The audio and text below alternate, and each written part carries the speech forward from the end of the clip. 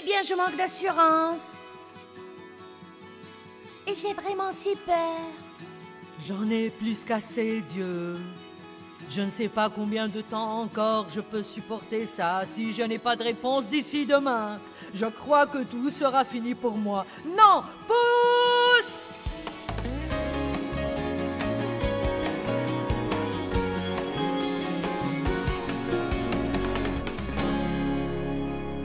Hébreux 5:13.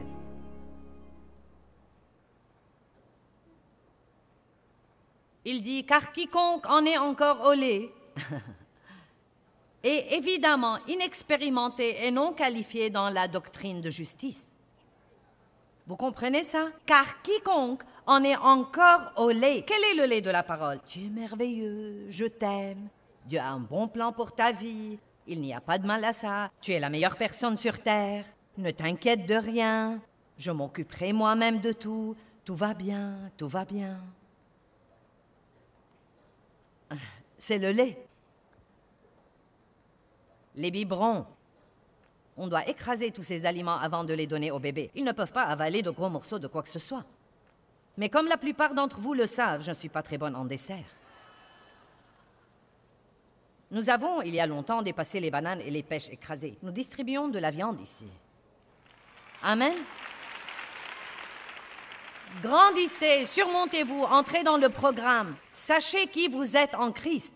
Résistez au diable. Ne laissez pas ce que les gens pensent de vous gouverner votre vie. Ne passez pas votre vie dans l'amertume et le ressentiment contre quelqu'un qui s'amuse bien et se fiche pas mal de ce que vous soyez fâché.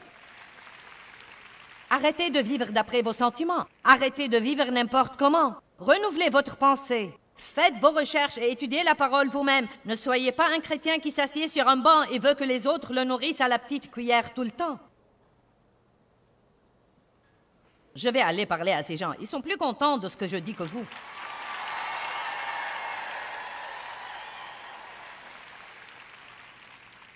N'est-ce pas vrai?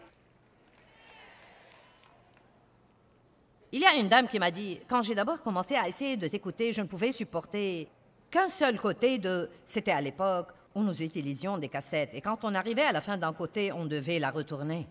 Et je me rappelle une dame qui m'a dit... Quand j'ai commencé à essayer de t'écouter, je ne pouvais supporter qu'un côté à la fois, car au moment où j'arrivais à la fin du premier côté, j'étais si furieuse contre toi que je voulais te tordre le cou. Puis j'attendais quelques jours pour me calmer et j'écoutais le second côté. Mais vous voyez, que ce soit clair, nous ne pouvons pas tourner autour du pot toute notre vie, amen? Tôt ou tard, chacun de nous doit prendre ses responsabilités et surmonter notre petit moi chéri. Dieu s'attend à beaucoup de nous, mais la bonne nouvelle est qu'il ne s'attend jamais à ce que nous produisions quelque chose qu'il ne nous a pas d'abord donné. Merveilleux! Il me donne la miséricorde, puis il dit « Sois miséricordieuse ». Il m'aime et ensuite il me dit « Aime les autres ». Il me pardonne d'abord et ensuite il me dit « Pardonne aux autres ». Il me justifie devant lui et ensuite il me dit « Comporte-toi comme il faut ». N'est-ce pas merveilleux? Dieu ne vous demande jamais de faire quelque chose qu'il ne vous équipe pas pour pouvoir faire. Que tout le monde dise « J'ai tout ce qu'il faut ». Et vous l'avez. Vous l'avez, vous l'avez. Bien, maintenant. La Bible dit dans Philippiens 2, 12 et 13, « Travaillez à votre salut avec crainte et tremblement. » Je ne vais pas prendre le temps d'ouvrir là, car je veux avoir le temps de m'embarquer dans d'autres choses que je veux partager. Mais Paul parle de grandir et de faire des progrès, et il encourage les chrétiens là, à Philippe, à faire ce qu'il appelle « travailler à votre salut avec crainte et tremblement ». Maintenant, si vous ne comprenez pas beaucoup de choses dans la Bible, vous comprendrez ça de travers. Nous savons déjà d'Éphésiens 2, 8 et 9 que nous ne travaillons pas pour notre salut. Nous ne sommes pas sauvés à cause de quelque chose que nous faisons, mais seulement par la grâce et la miséricorde de Dieu. Comment donc pouvons-nous travailler à notre salut? Eh bien, ce dont il parle est que quand nous sommes régénérés, Dieu fait quelque chose en nous, au tréfond de nous. Dans notre homme spirituel, Dieu plante une graine de tout ce que Dieu est. Et tout le reste de notre vie jusqu'à notre dernier souffle sur cette terre, notre travail est de coopérer avec le Saint-Esprit pour laisser ce grand don de Dieu qui est dans chacun de nous pousser et produire tant de fruits que finalement tout le monde peut le voir transparaître dans nos vies. Ce n'est plus cette petite chose secrète. Je suis sauvé. J'irai au ciel quand je mourrai. Mais personne ne le saura pendant que je suis ici.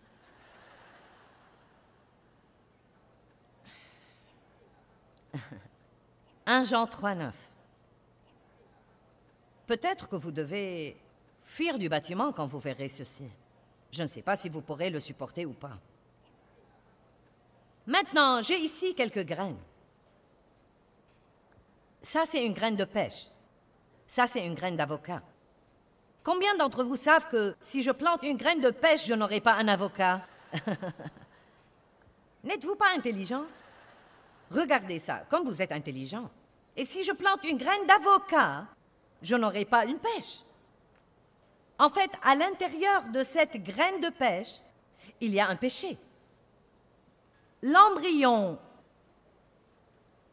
d'un péché est dans cette graine. Mais tant qu'elle est comme ça à l'air libre, elle ne produira jamais rien. Donc, la Bible dit qu'à moins que la graine ne meure, elle reste seule. Mais si elle meurt, elle porte beaucoup de fruits. Maintenant, la mort arrive. Celle-ci n'est plus, ou celle-ci cesse d'être une graine quand elle devient enterrée. Elle est enfouie dans la terre, et la chaleur de la terre, la pression de la terre, l'obscurité de la terre la fera ouvrir. La chaleur, la pression, l'obscurité, allez, va faire qu'elle s'ouvrira. Encore une fois pour comprendre ça. Le désert, la fournaise, la chaleur, l'obscurité d'être enterré. Allez maintenant, cette terre qu'on jette à la pelle au-dessus de nous. Oh, bonté divine.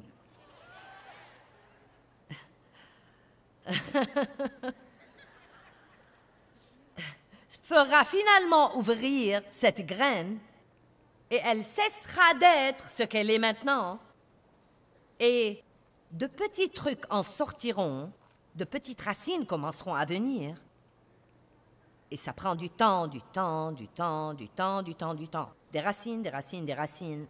Ces racines s'enfoncent dans cette terre, s'enfoncent dans cette terre et ensuite tout à coup, pas en haut, vous aurez poup, poup, poup, poup, poup, poup, poup, poup, poup, poup, poup, poup, poup, poup. Oh, mon Dieu! Bon, êtes-vous prêts pour ça? 1 Jean 3,9 Quiconque est né de Dieu ne commet pas délibérément, consciemment et habituellement le péché. Il ne dit pas que nous ne péchons jamais. Il dit que si nous sommes nés de Dieu, si nous sommes régénérés, nous ne pouvons pas délibérément, consciemment et habituellement pécher. Je péchais habituellement et de temps en temps, je faisais une gaffe et je faisais ce qu'il faut. Mais maintenant que je suis régénérée, je fais habituellement ce qu'il faut, mais parfois, je fais inconsciemment une gaffe et je fais ce qu'il ne faut pas. Et j'ai besoin de pardon et Dieu merci, je peux toujours l'avoir. Et je crois que l'année prochaine, à la même époque, je ferai moins de mauvaises choses que je ne fais en ce moment, mais je ferai toujours assez de mauvaises choses que j'aurai besoin de Jésus. Allez maintenant. Bon, restez avec moi. Quiconque est né de Dieu ne commet pas délibérément, consciemment et habituellement le péché parce que la nature de Dieu demeure en lui. Faites attention. Son principe de vie, La semence divine, la semence divine, la semence de Dieu. Jésus est appelé la semence. L majuscule, S majuscule. La semence de Dieu demeure en lui. Et quand une semence de Dieu demeure en vous, tôt ou tard, vous devez produire Dieu dans votre vie. Vous devez produire un caractère pieux. Mais comme cette graine doit mourir, la Bible dit que nous devons mourir au moins. Nous devons nous enraciner dans l'amour de Dieu. Nous devons nous enraciner dans la foi. Nous devons nous enraciner en Christ. Nous devons nous enraciner dans la connaissance de qui nous sommes et nous enraciner dans la justice. Ça ne peut pas être une pensée passive. Joyce dit que nous sommes justifiés devant Dieu par Christ. Alléluia. J'espère qu'elle en reparlera un jour ou l'autre dans son programme télé. J'aime bien qu'elle en parle, ça me fait du bien.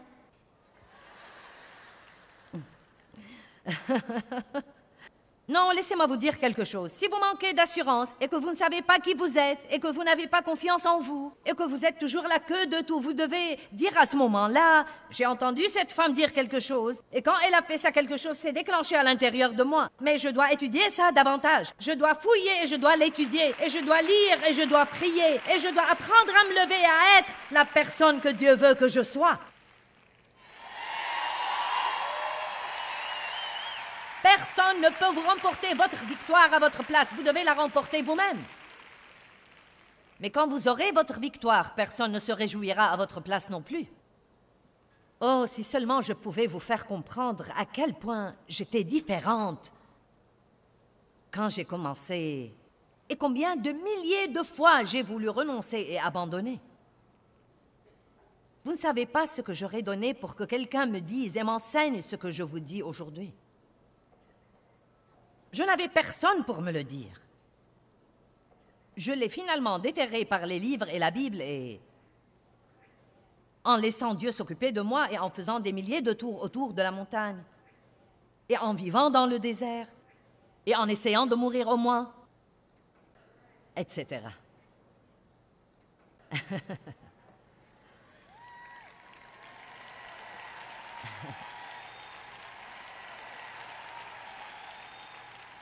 La semence divine de Dieu. Peut-on être plus clair? Quand vous êtes régénéré, voici ce qui arrive. La semence de Dieu est plantée dans l'utérus de votre esprit. Oh mon Dieu! Et littéralement, tout le monde, homme ou femme, est enceint d'une semence de tout ce que Dieu est.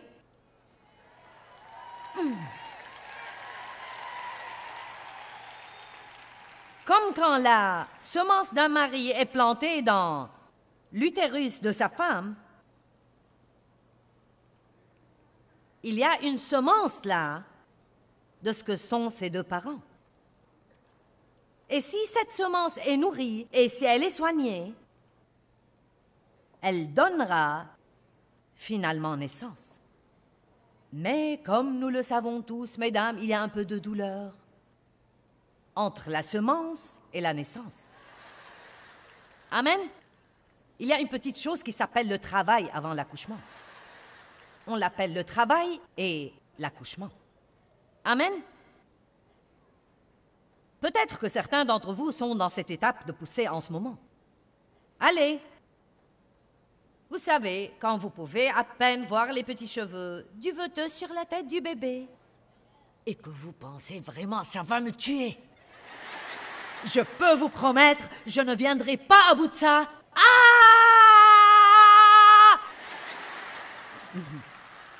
Je ne le ferai plus jamais tant que je vivrai.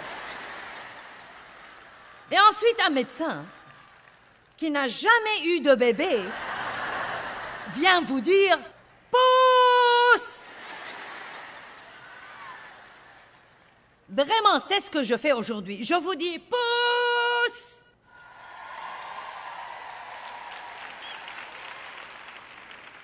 Pousse !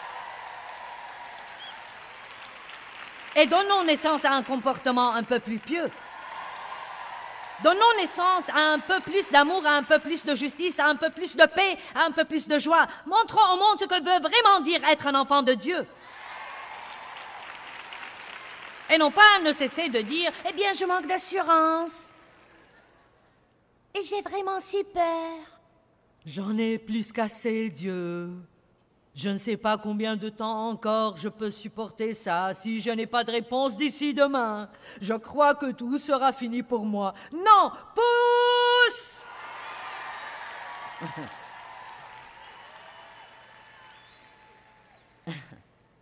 la semence de Dieu est en vous. Comment pouvez-vous baisser la tête et vous comporter comme si c'était la fin du monde si vous n'obtenez pas ce que vous voulez à l'instant où vous le voulez? La semence de Dieu est en vous. Vous devez savoir qui vous êtes. La justice de Dieu en Christ. Tout ce dont vous aurez jamais besoin pour être victorieux est déjà en vous. Christ en moi, l'espérance de la gloire. Que tout le monde écrit, il est en moi. J'aime vraiment 1 Jean 3,9. Oh, bonté divine. La semence de Dieu. La Bible dit que nous devons être lavés de l'eau de la parole. Quand une semence est plantée dans la terre, elle doit être arrosée, arrosée, arrosée, arrosée. C'est l'eau de la parole selon Paul. N'est-ce pas intéressant qu'il l'appelle l'eau de la parole? Pourquoi? Parce qu'elle arrose la semence de Dieu. Vous voyez, si je veux que cette graine devienne un avocat, je ne peux pas juste la planter dans la terre, je devrais l'arroser. Eh bien, la semence de Dieu est à l'intérieur de nous, mais nous devons l'arroser.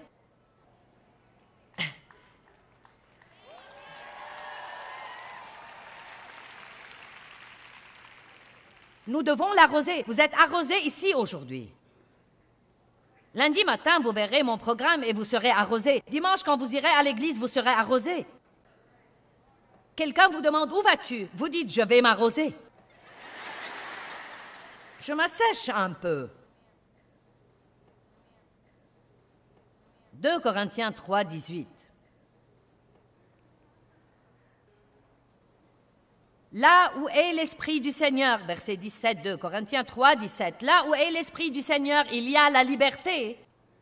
Non pas le légalisme, la liberté. Et ce n'est pas la liberté de pécher, c'est la liberté de ne pas avoir à pécher. Oh, Jésus! Verset 18. Et nous tous qui le visage dévoilé. Vous vous êtes jamais demandé ce que cela veut dire? Et nous tous qui, le visage dévoilé, parce que nous continuons à contempler dans la parole de Dieu, comme dans un miroir, la gloire du Seigneur, nous sommes constamment transformés en la même image, d'un degré de gloire à un autre degré. Donc voici l'essentiel. Cela me montre Jésus. Tant que je regarde là-dedans, c'est comme un miroir. Et je vois Jésus. Et si j'arrose cette semence avec cette parole, je serai transformé et non pas conformé. C'est de l'extérieur à l'intérieur. Transformé, c'est de l'intérieur à l'extérieur.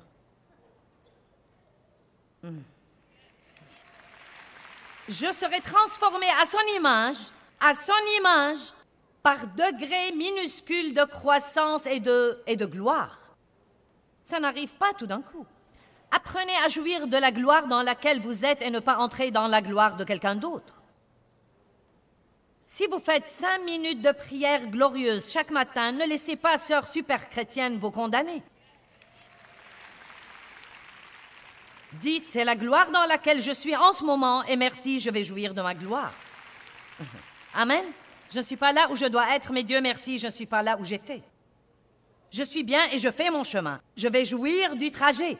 Donc, et ce truc de visage dévoilé?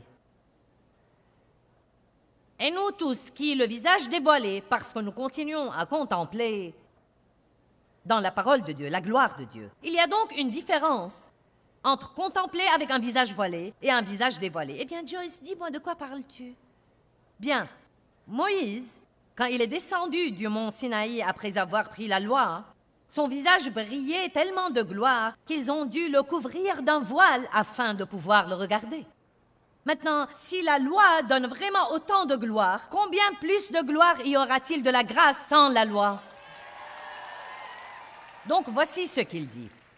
Et vous savez, Paul parle aux Corinthiens qui ont vécu selon la loi. Ils savaient tout sur le voile. Et vraiment, ce voile veut dire que vous avez une ombre de comment est Dieu, mais vous ne voyez pas vraiment Dieu. Vous ne pouvez pas vraiment voir Dieu par la loi. Vous devez le voir par Jésus-Christ, qui est son don de grâce. Donc, il nous dit que nous devons mourir à la loi et mourir à toutes ces demandes et que nous devons venir à Christ qui nous dit « Eh bien, je vous aiderai à être ce que je veux que vous soyez. Je n'exige pas que vous soyez quelque chose comme une chose légaliste, mais je vous aiderai en plantant en vous une semence de tout ce que je veux qu'il y ait en vous et ensuite je vous aiderai à grandir. » Mais nous devons arrêter de voir tout ce que nous voyons comme étant une nouvelle réglementation. Nous devons venir le visage dévoilé. Laissez-moi vous donner un exemple. Parfois, je fais ça. J'ai une jeune mariée et un jeune marié qui sortent en grand uniforme. Robe blanche, smoking et tout ça, et la jeune mariée a son voile. Et je dis, je vous déclare maintenant, mari et femme, tu peux embrasser la mariée. Eh bien, cela représente l'intimité avec Christ. Embrasser la mariée, l'intimité avec Christ. Et si la jeune mariée refusait d'enlever son voile?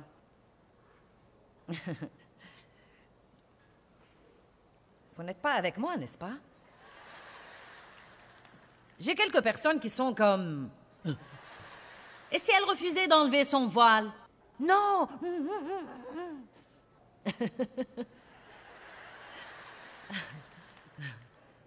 Ne vous inquiétez pas, revenez pour en avoir plus ce soir. Mais c'est comme si nous refusions de lâcher la loi, la réglementation et d'être menés par le Saint-Esprit.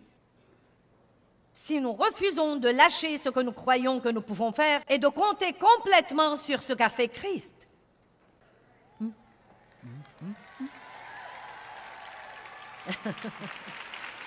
C'est comme la jeune mariée qui refuse d'enlever le voile pour ne jamais avoir l'intimité.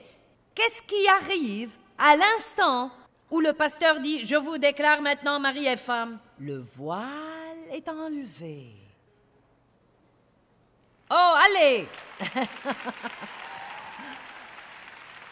Voulez-vous continuer à sortir avec Jésus toute votre vie ou êtes-vous prêt à l'épouser? Oh, maintenant, allez, je peux aller plus loin avec ça. Vous n'êtes pas légalement censé avoir des bébés jusqu'à ce que vous vous mariez. Donc Dieu ne peut pas produire du bon fruit par vous, ces bébés, avant que vous ne l'épousiez. Enlevez ce voile de la loi. Commencez à apprendre à être mené par le Saint-Esprit. Eh bien, vous feriez aussi bien de vous lever et de crier « J'ai fini, allez !»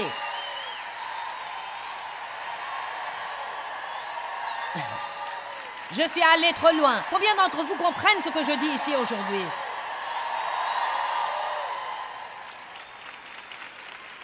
Vous voyez, il est temps de dire « Je suis la justice de Dieu en Christ. » Il m'aime vraiment. Je ne vis pas sous la loi, mais je vis sous la grâce. Je me lève tous les jours et je fais de mon mieux. Et même à ce moment-là, je fais des erreurs. Mais devinez quoi? Dieu me pardonne. Nous sommes mariés. Je partage ma vie avec lui. Amen. Je ne suis pas là où je dois être, mais Dieu merci, je ne suis pas là où j'étais. Je suis bien et je fais mon chemin. Allez, rendez gloire à Dieu. Vous savez, le premier pas pour surmonter le manque d'assurance, c'est de croire ce que dit de nous la parole de Dieu. Parfois, ce n'est pas facile à faire, car nous ne le ressentons pas toujours. Peut-être que nous ne ressentons pas l'amour, nous ne nous sentons pas victorieux et sûrs de nous. Mais si vous pouvez commencer par la foi, et la foi prend la place des sentiments. Nous avons la foi quand nous n'avons pas la preuve des choses que nous voulons. Si vous pouvez commencer à croire par la foi que la parole est vraie pour vous, que Dieu vous aime, qu'il a un bon plan pour votre vie, que vous pouvez être sûr de vous en lui, que vous avez l'autorité sur le diable et que la puissance de Dieu demeure en vous et que vous êtes la justice de Dieu en Christ, vous commencerez à avoir une victoire énorme dans votre vie. Vous savez, nous sommes tous dans un voyage. Nous commençons quelque part et nous nous dirigeons quelque part. Mais il y a un milieu, et parfois le milieu est plus long que nous ne voudrions qu'il soit. Et donc nous vous offrons l'enseignement de la parole de Dieu pour vous aider à traverser ce milieu ou ces parties difficiles de la vie.